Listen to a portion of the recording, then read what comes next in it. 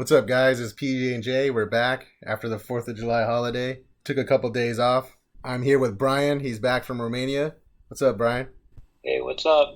I'm glad to still be here to be able to record with you. I thought I was going to be replaced by Jesse, but today he's not. He's not here, so maybe the tables have turned on him. Yeah, he's got to watch out. Can be missing days. Yeah, he's off watching Spider-Man right now, so we can talk about that one later on in the week when the two of us watch it. Yeah. Yeah, I'm going to see it Sunday, probably in the afternoon. Yep, same here. The reviews are coming in. It's awesome, so I can't wait to see it. That's pretty Yep. crazy. Four comic book movies, and so far all four of them hit. Yeah. So the whole like comic book superhero fatigue thing is not true, right? Like it kind of took a little dip maybe in the last year or the last couple of years, but these newer movies are pretty good. So I think it's making good movies helps obviously to help pick up the momentum again. Yeah. As long as they're good, people are gonna go see them. I don't remember how much Logan made, but it made a nice chunk of change. Guardians, I think, crawled up to about 800 million, and Wonder Woman is right behind them with like 700. Spider-Man, his movies, well, not counting the Amazing Spider-Man, but his movies are always around $1 billion. So if that happens, that superhero fatigue is nowhere close right now. Yeah, but even like Amazing Spider-Man, even though it didn't do as well as they expected, it still made like enough money, right? Yeah, it made money, just not as much as Spider-Man should make. Right. Like Spider-Man 3, which was the worst one, was a $1 billion movie. And then Amazing Spider-Man and Amazing Spider-Man 2 both did okay. But when you have a character like Spider-Man, you should be cleaning house. You should be making $1 billion every time. So that's when they decided to cut their losses and go back with Marvel. Yeah. Well, so now I'm waiting for that Fantastic Four sequel. Yeah, they're getting hopes up, right? Oh, look, the comic book movies are back. Let's make Fantastic Four. Yeah, let's bring back all those crappy movies they made, like Ghost Rider and all that stuff.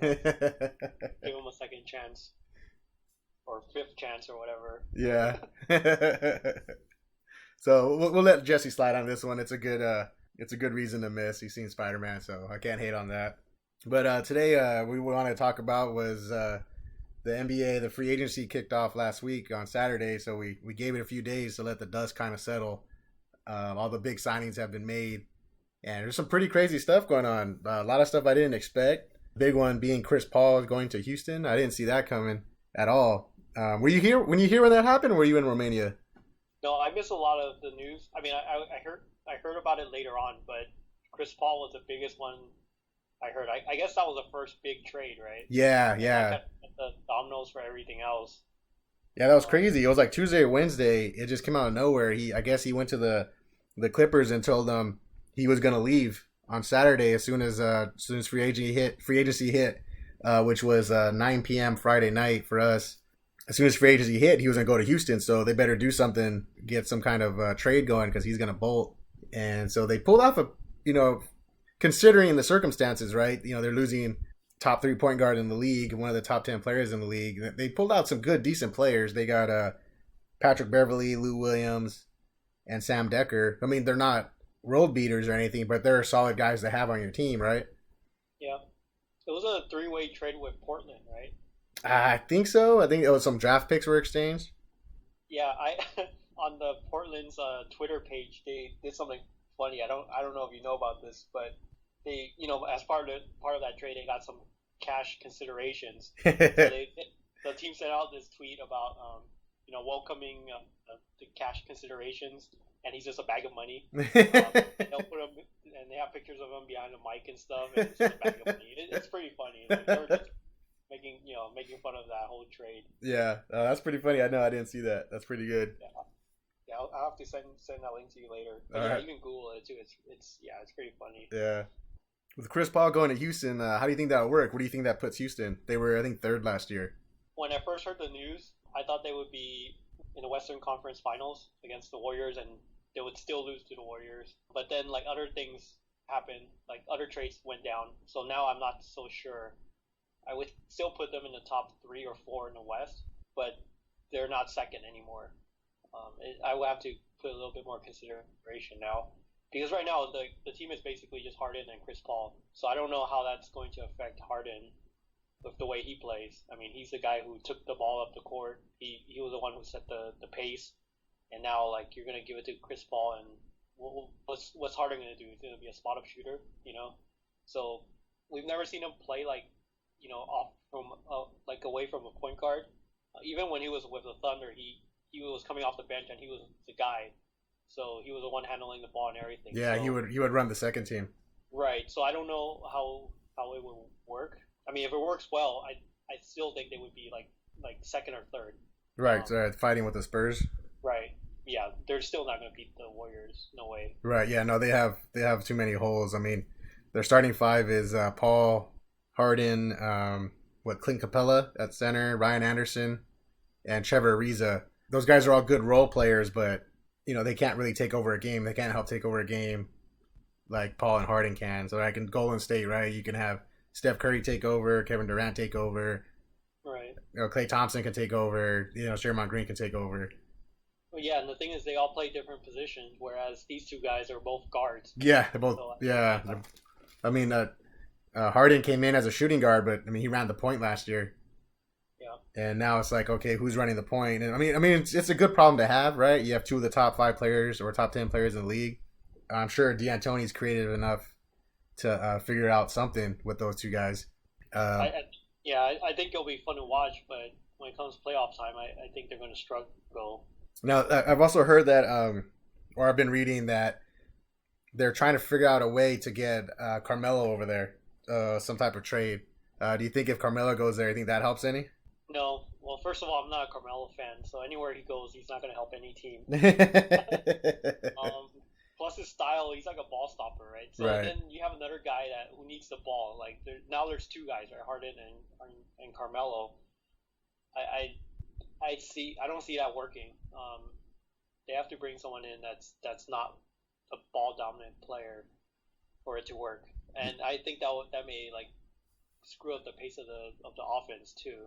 Yeah, so, he's your old school, bring it up, half court set, pound the rock. Yeah, with the back. Yeah, back to the basket. Yeah, and then do his fadeaway jumper or whatever he does. Yeah. Yeah, I don't see him like running fast breaks or cutting into the lane or anything like that. I've never seen him do that. No. I don't think he would be a good fit over there. Well, you remember when D'Antoni was in New York, Carmelo pretty much ran him out of New York, remember? Right. Yeah. So, and now that he's in Houston and Carmelo wants to go to Houston, it's like, well, there's D'Antoni, the coach that you got fired pretty much because he was running that up-tempo system and made Jeremy Lin a superstar, and Carmelo got jealous, and when he came back, he kind of sabotaged the rest of the season and got D'Antoni fired. So it's like, you know, would you come in and just kind of be humble and let, you know, D'Antoni do what he needs to do, or would he cause problems again?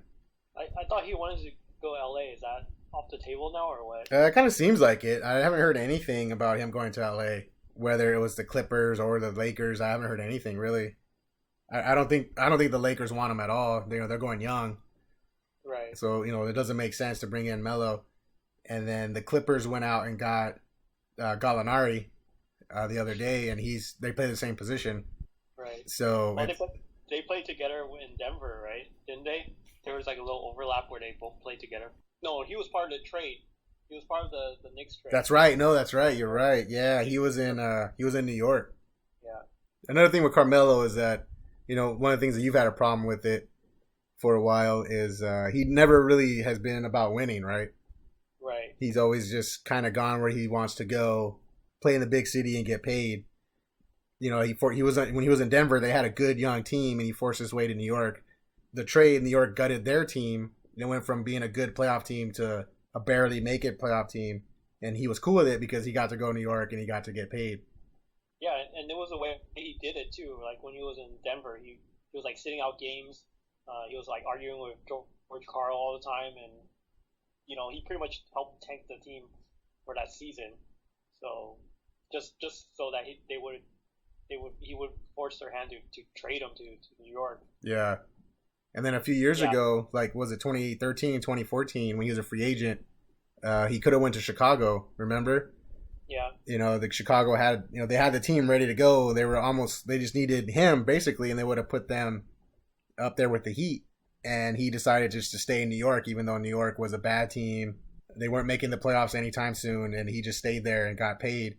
He got the max contract from them, and so it's like, okay, well, he doesn't really care about winning. And now I think now that he's older, and it's kind of like he sees that it's kind of passing him by, and now he's trying to say, oh, trade me to Cleveland, trade me to Houston, so he can try and get, I don't even know if he cares about getting a ring. I think he just wants to be on a good team now. Or maybe he just wants to play with his friends now, right? Yeah, that's true too. Those are like his closest friends, right? LeBron and Chris Paul. Yeah. But yeah, I kind of same thing. I kind of hope he just stays in New York and just finishes his career there. It's kind of like, this is what you wanted. So here you go. And the second big move of the last week before free agency even started was Paul George getting traded to OKC, which, man, I didn't see that coming at all. Like, there was rumors of Boston going hard after him, Cleveland trying to get him, Houston trying to get him to pair up with Chris Paul and James Harden, and then just kind of just out of nowhere, OKC just snuck in there. And now you have Paul George running with Russell Westbrook. What do you think about that one? I think they should win probably 5 to 10 more games this season. I mean, again, like, they're not going to beat the Warriors. Like, none of these teams are going to.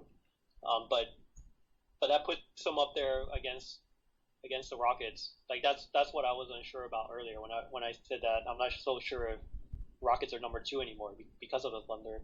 But yeah, I think Paul George and Westbrook will play well together, and hopefully, like, Cantor will play much better.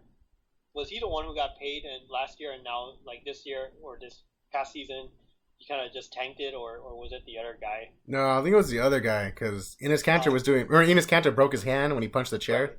Yeah. Yeah, so I don't think it was him. I think it was someone else, because I had Kanter. I don't know, because I had Kanter on my fantasy team, and he was a 20-10 guy. I think it was the other big guy. I forget his name. The Was guy it with the mustache. Steven Adams? Steven Adams, I think it was him. Oh, okay. Where his numbers kind of dipped a little bit. I think he was the one who got paid, but yeah, I can check that out later. Yeah. Yeah, no, that's a bold move by Oklahoma. Paul George is on a 1-year deal, and he's been pretty adamant that he wants to go to LA after the season. Yeah. And they just said F it, and they just went after him, and they got him. And like you said, it doesn't put them up on the Warriors level, but it does make them a lot better. And his style of play, I think, would work well with Westbrook. He's not a ball-dominant guy. He's a great spot-up shooter, and he's a great defender. So it helps. It's like almost like a perfect fit, and I kind of hope that he decides to stay there, because I'd like to see him and Westbrook together for a long time. I mean, I don't know, because he's pretty set on going to LA. So right. It's up to Westbrook and the Thunder to kind of convince him to stay this year. I like the move by OKC. Just go big or go home, right? They went out and got it done. They're definitely a team that will be fun to watch.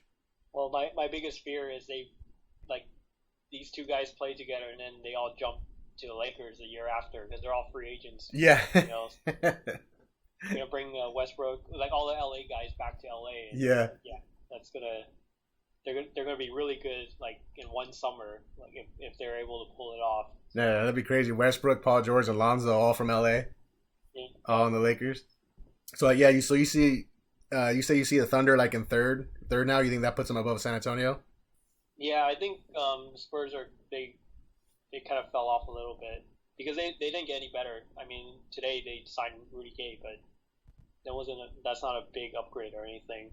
And I don't see Tony Parker and Manu getting those big minutes anymore. So you're pretty much relying on LaMarcus that they couldn't get rid of. Yeah. It seemed like they were trying to get rid of him, right? Yeah. And it just kind of didn't happen. I don't know if they were serious about trading him, and I know they floated his name out there a little, but no one got him, so I guess they're kind of stuck with him again. So, right. But like you said, Tony Parker and Ginobili are pretty much they're almost done in their careers. So it's basically Kawhi, LaMarcus Aldridge. You bring in Rudy Gay, who was a really good player, but he's kind of been slowing down. I think he's coming off that Achilles tear. Yeah, he's always hurt. He always suffers some big injury. Yeah. I think they'll still be fourth place, but I don't think they would be at the Thunder or Rockets level next season. So they took a step back. Yeah, the Clippers. We were talking about this earlier. They're no longer contenders. I don't think. Not when you lose someone like Chris Paul. I still think they're gonna be a good team. Getting Gallinari is a good player. Pat Beverly at point guard, Lou Williams at the 2. But I would probably drop them. I think they were 4 last year, but I think I would drop them down to 6 or 7 this year. Yeah. Like in the last time we talked about I think it was the draft. I was saying like out of the 3 Clipper players, like you want to keep Chris Paul and get rid of one or the other, or get rid of both of them. But you keep Chris Paul, but now it's the opposite that happened. Yeah, so now they don't have a point guard, so DeAndre Jordan is going to be like a more athletic version of JaVale McGee, pretty much.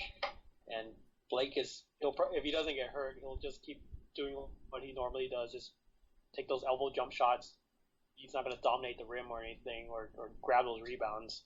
So I don't see them being a good team next year. I mean, but yeah, like you said, they'll still be in the playoffs, like in the 6th or 7th spot, but I don't think they're going to get very far. So that was all that happened before free agency. Another big one right before free agency we talked about with the draft was Jimmy Butler going to Minnesota. Do you think the Timberwolves are better than the Clippers now? They did sign. That's so hard to say. Yeah, talent-wise, yes. Yeah, talent-wise for sure. Yeah, but I don't know if the players are mature enough. Like I see all those guys getting better every year. Everyone outside of Jimmy Butler, but I don't know. It would be a big leap, right? Because even last year they were like in the bottom of the league, even though they had all that talent. And I used to watch some of their games on League Pass, and I would see them lead the game most of the game, and then at the 4th quarter they would just fall apart. So because they're just not mature enough to close out games, and I think they would, just from what I've seen, like they probably lost like 20 games that way.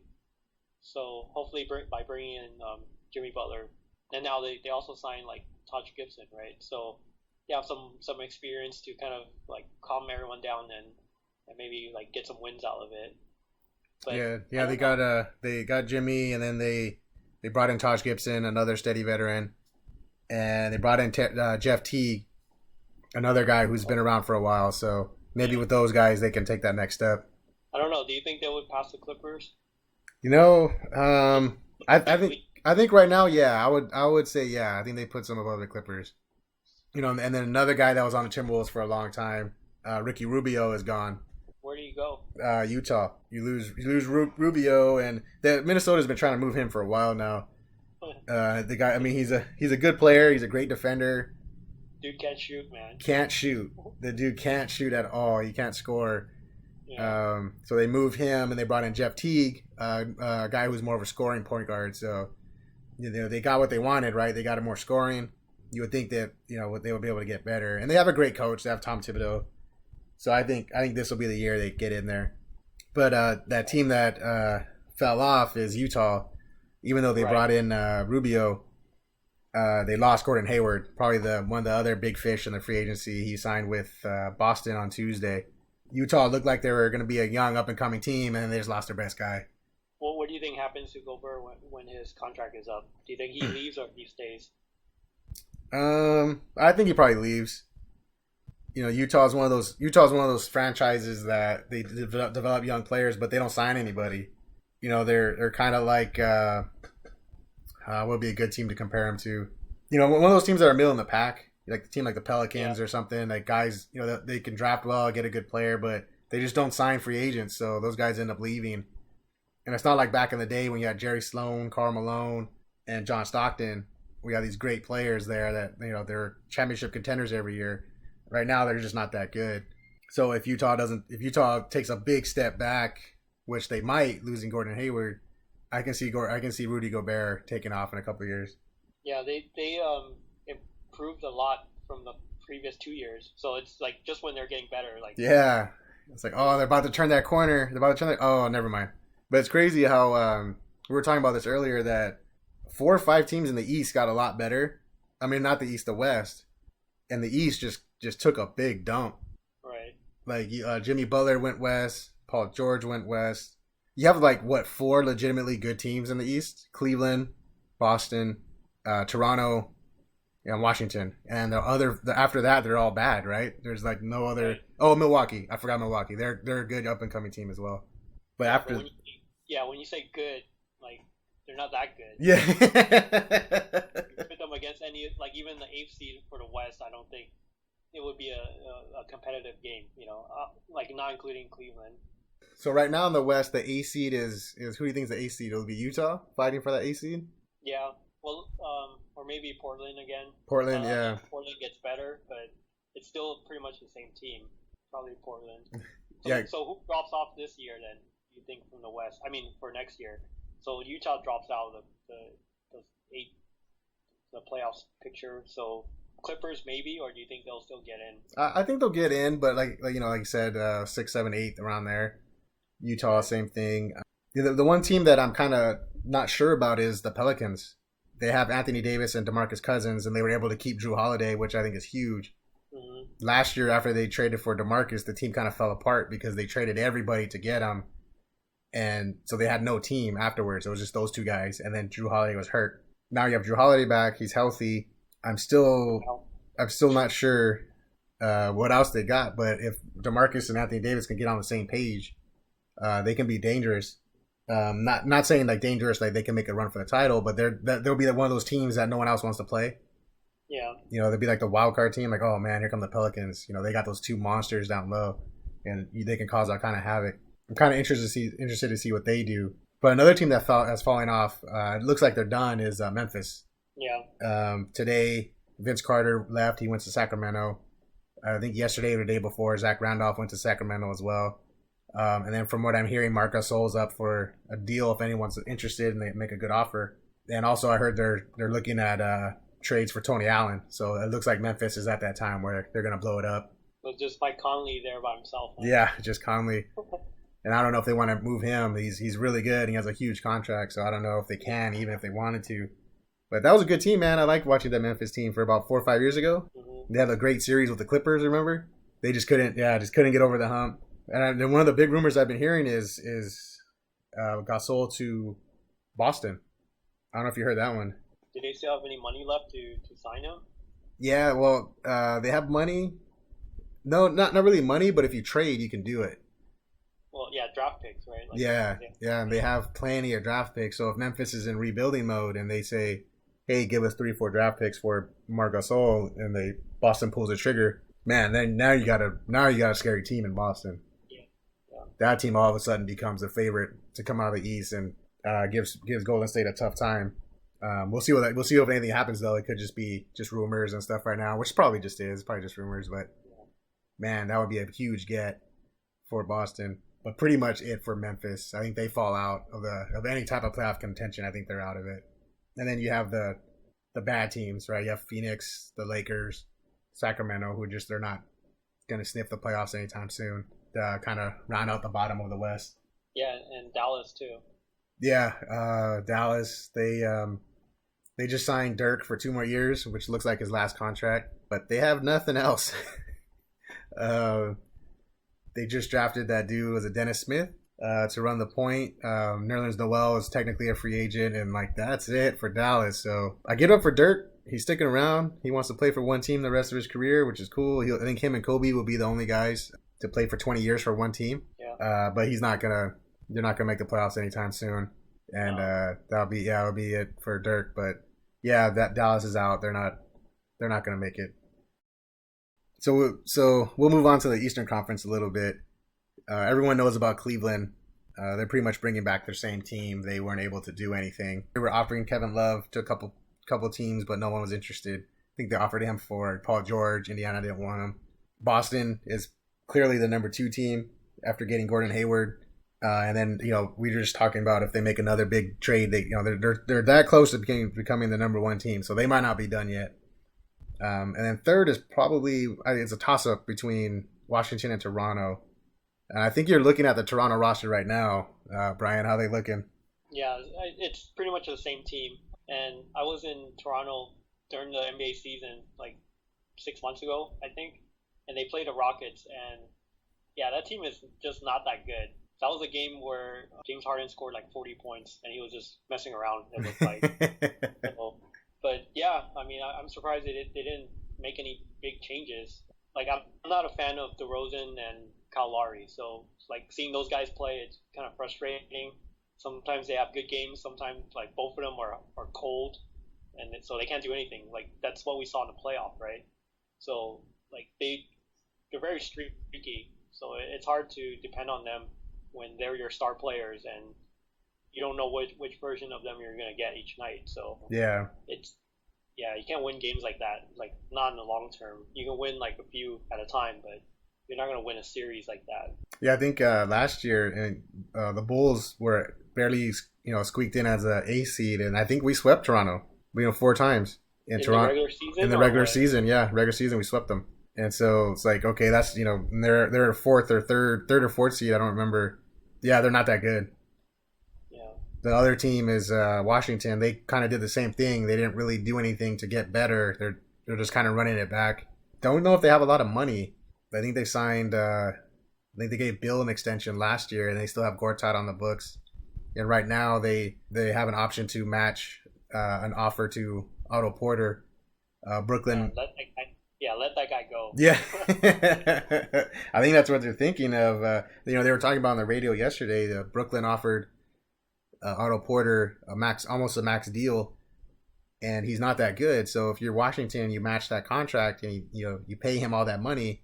And he's good. He's a good player. He's a good defender. He can shoot, but he's more of like a 18 points a game guy. He's not a game changer. He's a nice guy to have on your team. So I think Washington is thinking right now, do we pay him or do we just let him go? Yeah. So the contract that Brooklyn gave him is like $26 million a year, roughly. Yeah.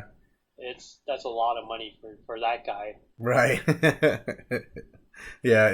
He's not that great. On the radio the other day, on Fox Sports, there was one guy was saying that he would just let him go. That if you lose Otto Porter, you don't lose that much. You're not that much worse. It's not like if you take John Wall off the team, then the team caves in. If you lose Otto Porter, like okay, well you can get another guy. You can maybe trade for like Jay Crowder from Boston, who might even be better than Otto Porter. Boston has to trade one of the three of either Jay Crowder, not Isaiah Thomas, Avery Bradley, or Marcus Smart. They need some extra breathing room right now. So if you can get Jay Crowder for half the price of Otto Porter, you're better off doing that.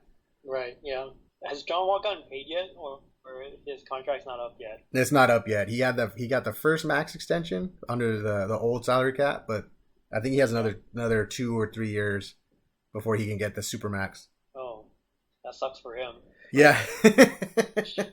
He's got. So let's say the Wizards like sign Porter, so you have 2 max dudes, and then like in 2 years when John Wall's up to get paid, how are you gonna afford that? You can't. You're just gonna be a mediocre team because you can't be able to afford anyone else. Right, and those 3 guys are not going to win you any championships. No. Right now they're sitting, like they said, they'll probably be the 3rd seed. They might win a playoff series or 2, and then just they'll lose to Boston or Cleveland in the playoffs.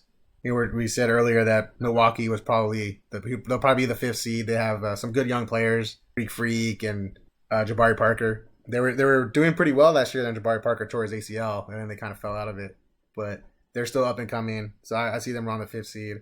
They didn't really do anything in free agency. They're just kind of rolling it back again. Then after the 5th seed in the East, it just becomes a mess. I mean, there's just bad teams the rest of the way. Atlanta, who was a playoff team last year, totally just blew it up. They let Paul Millsap go to Denver in the West, who actually I don't think we mentioned. I think Denver might actually be a playoff team this year too.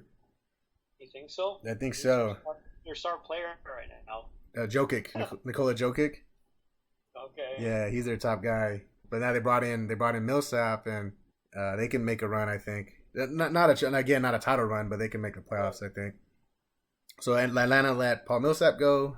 They let Dwight Howard go to Charlotte, and then during the season last year they let Kyle Korver walk, or they traded Kyle Korver to Cleveland. So they just straight up pulled a grenade on their team. So they're going to be just really, really bad. Indiana lost Paul George.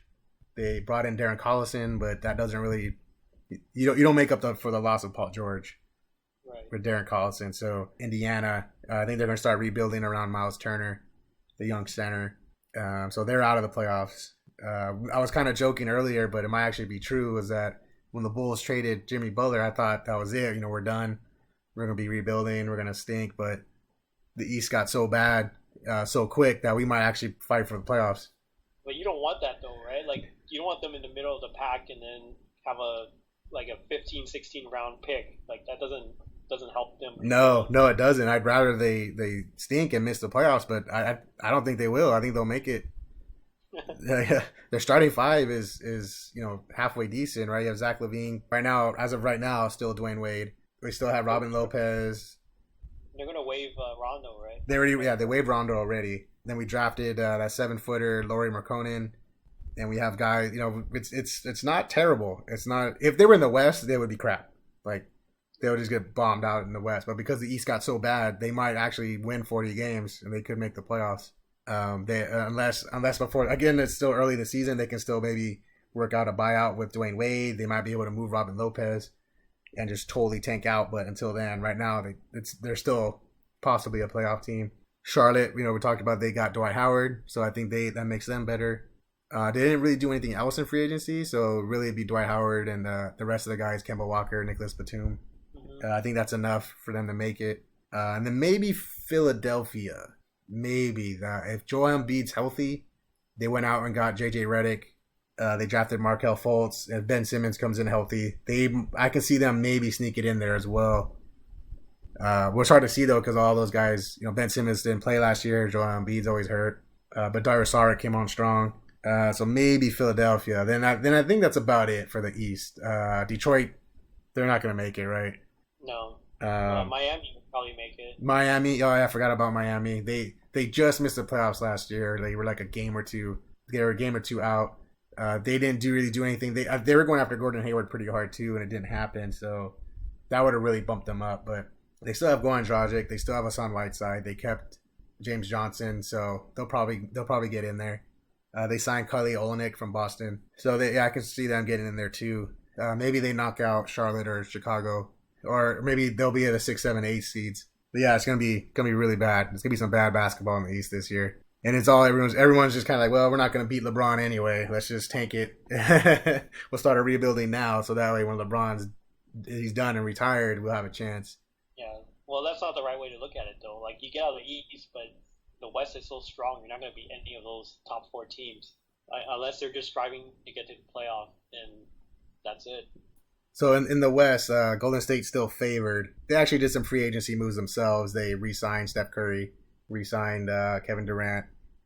Looks like they're going to lose JaVale McGee and Ian Clark. Oh, and they also re-signed Iguodala. So they kept their core together. Of course, they're going to be the favorite team out West. But at least with Houston making some moves, San Antonio making some moves, and OKC making some moves, you never know, right? Maybe someone gets lucky. Yeah, or there could be injuries. Golden State got lucky last year when Kevin Durant, remember he had like that little break in his leg or something, and he missed when Zaza fell on his leg. Right, yeah, and he missed like 4 weeks, 5 weeks. I mean, they got lucky. He could have snapped it. Right. Yeah, that's a big guy falling on you, and if they lost Kevin Durant, then they probably weren't going to win the title. With those other teams making moves, which team do you think is the closest to maybe topping Golden State and getting in there against Cleveland? I would have to say OKC right now, but I picked them as the top favorite, but I still don't see it. Like the gap is way too big between the Warriors and the rest of the league right now, so I don't see anything happening really. But I would put Thunder as a close second. Yeah, I was hoping during this offseason, guys would get together and just form another super team somewhere. But instead, they all kind of got spread out a little bit. Yeah. So, we had heard some rumors, right? Maybe George and Chris Paul get to Cleveland, right? Right. Or, somebody gets out there, to Houston or San Antonio or even the Clippers, right? The Clippers, Chris Paul and those guys, maybe they can recruit somebody. And it just didn't happen. Everyone, it's actually kind of cool. They all just spread out everywhere. Yeah. Chris Paul went to Houston, Paul George went to OKC, Jimmy Butler went to Minnesota. And so instead of 1 or 2 teams forming as a super team, you got actually 3 or 4 teams got better. So, definitely brings a lot of interesting stuff to watch on TV. I would pay to see OKC and Golden State in the playoffs. Mm-hmm. That's going to be sick. That's going to be some good stuff right there. But then you can say the same thing about Houston, with Chris Paul and James Harden going crazy and doing crazy stuff and that crazy offense. Yeah, like you said, they didn't catch up with the Warriors, but they're definitely taking steps. And I think that's better for the league. Last year, their ratings took a dip during the regular season because everyone knew it was like, Golden State's gonna be Golden State. At least now, it's like, okay, maybe some team gets in there and an injury or two, the ball bounces once or twice this way, and who knows? But I don't know about the ratings during the playoffs, but I think there was a dip in the playoffs as well, right? Because like there were so many blowouts. There were, like, the first round, especially the first round, like all the favored teams just crushed. All the home teams basically just crushed the visiting teams. Like there was no close series. I think it took until the Warriors. I mean, not the Warriors. I think it took until the Toronto and Washington went 7. That's the only one I could think of off the top of my head. And then in the East, it's pretty much Cleveland, right? Unless Boston makes one or two more moves. They're close. I mean, I wouldn't be surprised if Boston can knock out the Cavs this year, since the Cavs are getting a little bit older, not making any big changes. And, like the Celtics are a lot younger. You might have the energy to beat them this coming year. I wouldn't put that big gap like I did to the Warriors. Right. For them. And I don't know if you've seen, but in Summer League, Boston's rookie Jason Tatum is going crazy. That dude can score. Yeah. He is just showing that he's pro ready. He's ready to go. So that's another weapon for Boston. Like he's young. He's like 19 years old. So here comes a guy who's all the energy in the world. You put him with Gordon Hayward and Isaiah Thomas, and you might have some crazy high-scoring games this year. But I don't think Boston's done yet. They have way too many assets to kind of just sit there and not do something else. Like they whiffed on Paul George. That's what they really wanted. But they have enough draft picks to dangle out there. I think they can get one or two more guys. So, yeah, I still have Cleveland as the favorite right now. But, in the next month or two even, something could happen. And Boston makes another move. Chicago can buy out Wade, and then who knows? Maybe he goes to Cleveland, right? Mm-hmm. And then even though he's older, he's still another weapon for them. See, we're not quite done yet, but as of right now, I still have Cleveland. But I think the gap's closing in on them. And I was actually discussing this with a coworker. The offseason for Cleveland is like couldn't get any worse. Like they've done nothing to get better. All they did was re-sign Kyle Korver, and they brought in Jose Calderon. Yeah, like that. I'm assuming he's going to take over for Darren Williams, but that's all they've done. And LeBron has been pretty quiet in recruiting. I've been reading, I don't know if you read the same thing, that he's not involved in recruiting this year at all. He's kind of just sitting back. And they had that debacle where they fired the GM right before the draft. Mm-hmm. And then they still don't have a GM. They offered the GM job to Chauncey Billups and lowballed him, and he turned it down. I don't know if you saw that. They offered him half of like what a first-time GM normally gets. Like normally a first-time GM gets like $4 million a year, and they offered him less than $2 million. And Chauncey was like, "Nah, man, I'm good." Like if you're gonna go to be a Cleveland GM, you're gonna have to put up with a lot of junk coming up in the next couple of years. Yeah. And they lowballed him, so he passed, and he's gonna stay as an analyst on ESPN. He's playing in the Big 3 league. So yeah, Cleveland is not doing anything to get better, and this could be the season that it just falls apart. Yeah, it's possible. I mean, if LeBron, if he just takes his ball and goes home, that's it. That's it for Cleveland.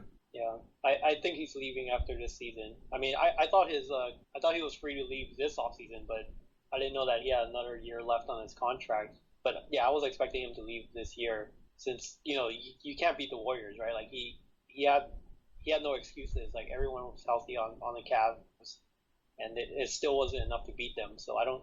And like as he said, they didn't make any moves the past month to improve the team. So he has to know that they're not going to get any better. Like right.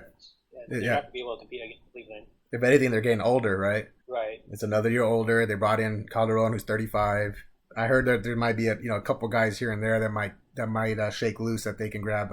Jamal Crawford was part of the sign-in trade with Gallinari, mm-hmm. and he got traded to Atlanta, and Atlanta's going to buy him out. And they say Cleveland is probably a top destination. It's like, okay, another streaky guy who's 35, 36. Right. It's like, how much does that help? I don't know if it helps any. Another guy who plays no defense at all. Right, and he's streaky. Sometimes he gets hot, sometimes he doesn't. Yeah, so Cleveland right now is just kind of just staying the same. They didn't get better, and you really needed to get better this year, and they didn't.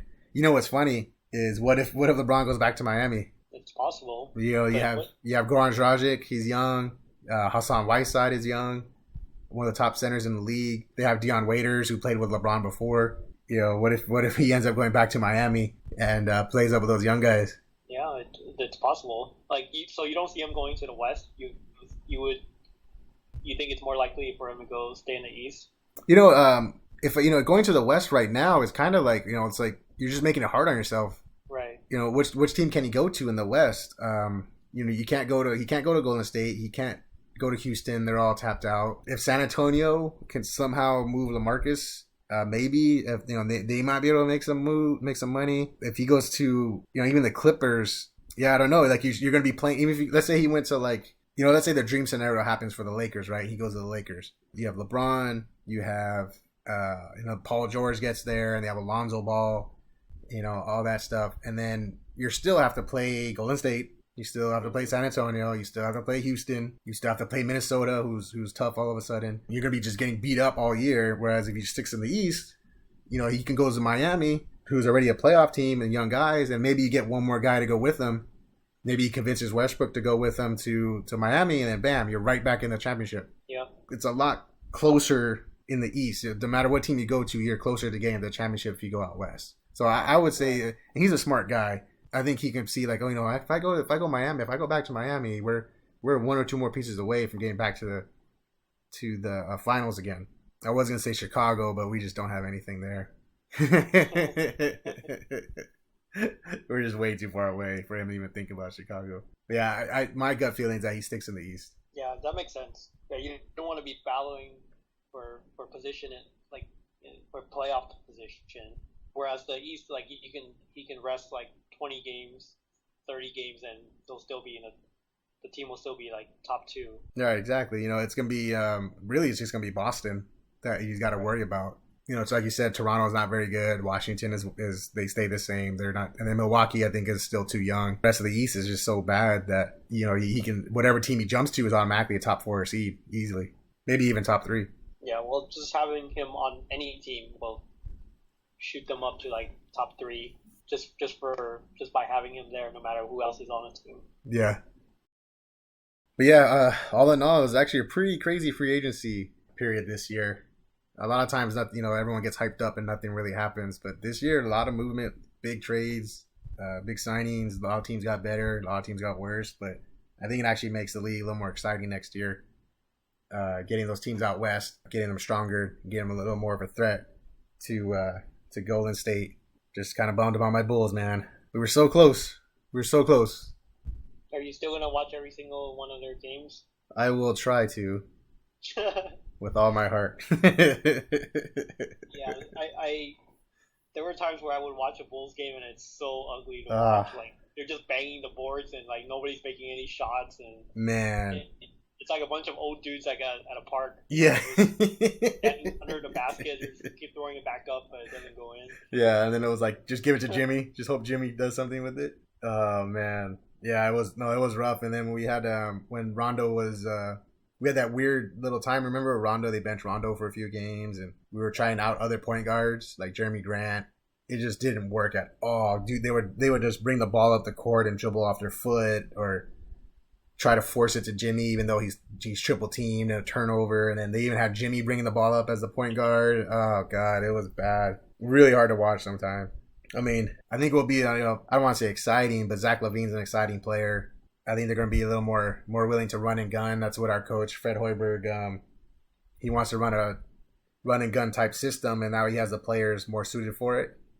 Brought in more shooters and some more athleticism, so it might be fun to watch. Probably not going to win very many games, but I watch them when they're on ESPN and stuff, Right. Which I don't know how many games they will be this year, but all in all, it was a pretty exciting week. Obviously, I've been checking Hoops Hype pretty much every day, all day. And there was always something new happening. Like even today, right before we did this podcast, boom, Rudy Gay to San Antonio. Oh dang, teams are still doing stuff. So pretty cool. But I think that's it for us today. Anything else you want to throw in there about the free agency, Brian? Well, I wanted to see if you wanted to kind of explain a little bit the whole free agent or restricted and unrestricted and all that stuff. Yeah. So for the people out there listening who might not know, when a player becomes a free agent, there's two different types. There's an unrestricted free agent and there's a restricted free agent. Normally, after your first contract, which is about 3-4 years in, when you're a rookie, you're a restricted free agent, and what that means is you're not technically under contract to your team, but they have first dibs on you. So one player who we were talking about earlier, Otto Porter, is a restricted free agent for Washington.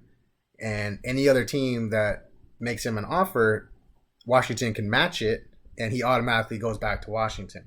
So that's why it's really rare to see a guy leave his team after his first contract is up. Normally, if they're a good player, they go into restricted free agency. Actually, if they're a really good player, so let's say, for instance, like Paul George, when he became a restricted free agent, Indiana just gave him the max deal, and he just signed it because no other team could offer him the max without Indiana matching it. So it's really rare for a player to leave a team unless the team just renounces their rights. Like if they're a bust, for instance. I don't know. Remember Joe Alexander from Milwaukee? No. He was, yeah. Well, I mean, he was a bust. He was a high pick. He was like 7th to 8th pick for Milwaukee, and he was a bust. So when he became a restricted free agent, they just renounced his rights and let him walk. I mean, it's rare that happens, but it does happen. Or a player is kind of good, kind of like right now we're seeing with Otto Porter. He's kind of good, and Brooklyn just kind of pretty much just overpaid, and they give him this massive contract to where it's making the Wizards kind of hesitate. And they could be like, you know what, he's a good guy, he's a good player, but he's not worth that much money, and then decide not to match, and then he can leave and go to Brooklyn. So that's a restricted free agent. An unrestricted free agent is when you're in the clear, you're free to go anywhere, and that's normally after your second deal. A lot of these guys this year were unrestricted. Paul Millsap was unrestricted. He could go anywhere he wants to. Paul George will be next year, which is why he's telling everyone, I'm going to go to the Lakers because I can sign anywhere I want. Kyle Lowry was unrestricted. Serge Ibaka was unrestricted, but they decided to stay with their teams. So that's the difference between unrestricted and restricted. Restricted is kind of tricky. I know a lot of people don't get it. It's like, wait a minute, he's a free agent. He can go somewhere. No, not really. There's also, I've only seen this once, and that was with Ben Gordon on the Bulls, to where he was a restricted free agent, didn't like what the Bulls were offering. No other team was offering him any contracts for the Bulls to match. And so what he did was he took a 1-year deal, which you can do. You can decline their offer and just say, I'm going to play out the rest of my rookie contract, and at the end of that 1 year become unrestricted. You don't see that very often because it's a risk, right? I'm going to take a 1-year deal, and then what if you break your leg? You just have a terrible season. Then you just killed your own value the following year. So normally that just doesn't happen. Like I said, I've only seen it the one time. Normally the player either takes the max from his team, or he gets offered a contract from somewhere else and either leaves or stays with his team. So yeah, it's a little confusing. Being a restricted free agent is not really being a free agent. It's kind of just like this little hiccup in your contract. And then unrestricted, you can totally walk away and go wherever you want to. What about the thing where, like, if you leave the team that you're on, you walk away from like millions of dollars? Is that, I think that was from the CBA, right? Like where they try to protect the teams from having their star player leave. Yeah. So they put it in. To both. Yeah, they put it in the last CBA because this was about 2011. The smaller market teams, they kept getting poached from their players by the larger market teams, right? Who can just pay more money and they can afford to pay the luxury tax that the smaller teams couldn't. So they were worried about these super teams forming because the larger team can just take their free agents. And so in the last CBA, they put in this new rule that if you stay with your team, they can offer you 5 years in a max contract. So it's like 5 years, another $20 million, let's say. If you leave, you can only get 4 years. And so you're walking away for 1 more year and another $20 million, $25 million or whatever. So they wanted to give the home team a little, or the smaller team, in theory, something to play with, a little more of an advantage. Sometimes it doesn't work, like Chris Paul. He just said, I don't want it. I don't want the 5th year to stay with the Lakers or with the Clippers. I'm leaving. And he just went with Houston. We saw with Dwight Howard when he was with the Lakers. He didn't want that 5th year. He wanted to get away from the Lakers and Kobe as fast as he could and took the 4-year deal in Houston. So it's not that It doesn't happen that often, but it does happen. And some guys like Anthony Davis in New Orleans, they're afraid that that's what he's going to do. That when he becomes a free agent, he's going to be like, I'm going to, forget that 5th year. I'm just going to leave and go somewhere better. And a lot of that has to do with like the internet and stuff, and being as how these guys can get super popular. It doesn't matter which team or which market they're in. They can get that extra money that they're leaving on the table through endorsements. So whereas before you could say, oh, you don't want to leave that money on the table. You don't want to leave that money on the table. And they just go, well, I'm going to go to LA and just get a new shoe deal and I'll make that back. Like, I don't care. So they put that rule in the CBA to kind of prevent super teams from happening. And as you can see, it's not working. Right. So more recently, like Gordon Hayward, he walked away from a lot of money too, right? Yeah. Boston. Yep. Yeah, he did. He walked away from Utah and he walked away from that extra year because he wanted to go to Boston. Boston's a good team. They're right there behind Cleveland. They can go to the finals next year. And he'd rather do that than play in Utah and be a 6th or 17th and get bounced in the first round for the next couple of years. So in theory, it was a good idea putting in that 5th year. In actuality and in practice, it's not really working. So that's my little spiel on the contracts. And that's not even mentioning what happened with the TV contracts and ballooning the salary cap and stuff. Right. Is it still increasing every year, like the salary cap? Because it seems like the last 2 years it's been getting bigger and bigger. Yeah, I think it has like 1 or 2 more years it could grow, and then it's gonna level out. When they negotiated those new TV deals a few years ago, no one expected the TV deals to bump up the salary cap so much to where now these guys' contracts are getting huge and they're getting ridiculous. Guys getting these supermax contracts, like they're getting $200 million contracts now, which that only happened in baseball, right? Baseball was the only one where guys were getting paid that much money, but now the NBA has caught them. No, but baseball, wait, do you make that in 10 years, or was it 20 per season? It was like 20 per season, right? So it's pretty close to the NBA now. Yeah, it's pretty close. I think A-Rod was something like that, right? It was like 7-8 years, 200 and something million, $250 million. Which I think A-Rod still has the record for the biggest contract ever. Not counting soccer. I don't know soccer. So like guys like Messi and Ronaldo, they might be making more. I don't know. So we're only counting the 4 major sports in the U.S. Right. Yeah. The NFL is NFL is pretty bad when it comes to paying players. Yeah. They only have 16 games a year. Guys get hurt. Their career is going to end in an instant. So the owners are really weary of paying those guys tons of money because you just don't know what's going to happen. Well, like the biggest news recently was Derek Carr's big contract, right? It's making 25 million a year or something, and that's like the biggest ever. But compared to an NBA contract, it's still less than. Yeah, it's like, oh, you got JJ Redick money. Good job. Yeah, you're not even going to get Otto Porter money. Yeah. Yeah. So the pay scales are they're off, and I don't know hockey. I don't know how hockey's contracts work. I know they're a good size because they play so many games, but I don't know enough to say to compare them to the other sports. So I think that's it. Unless you have anything else you want to throw out, Brian.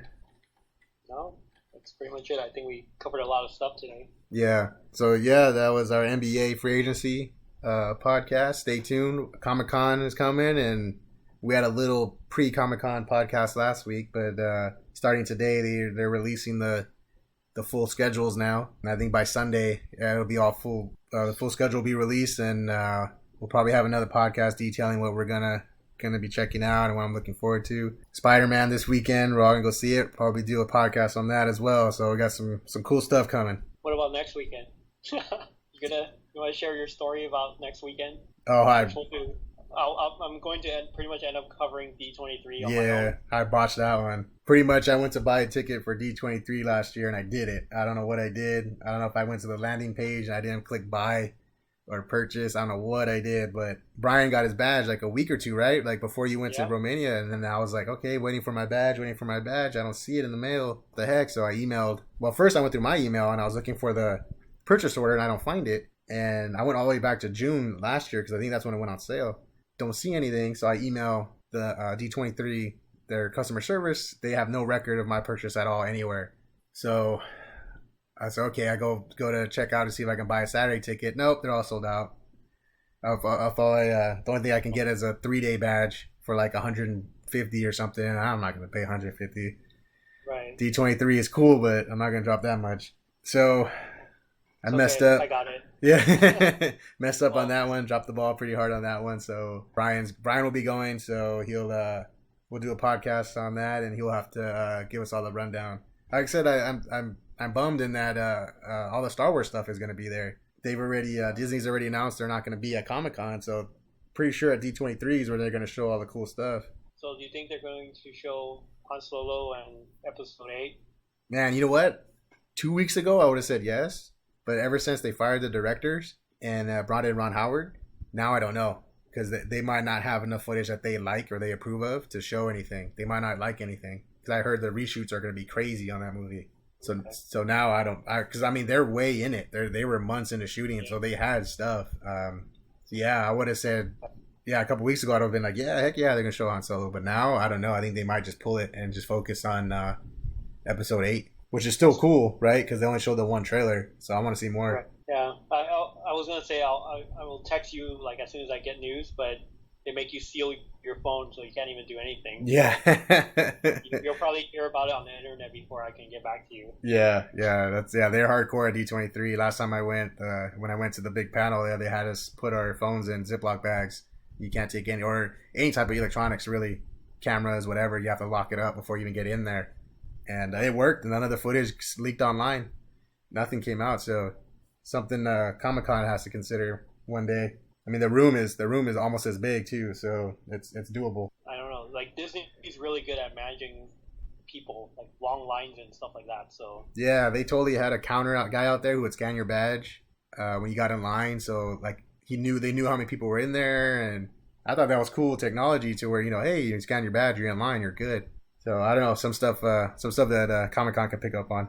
But so yeah, stay tuned. We got a bunch of stuff coming. Football's still a ways away. But that'll be it. Later.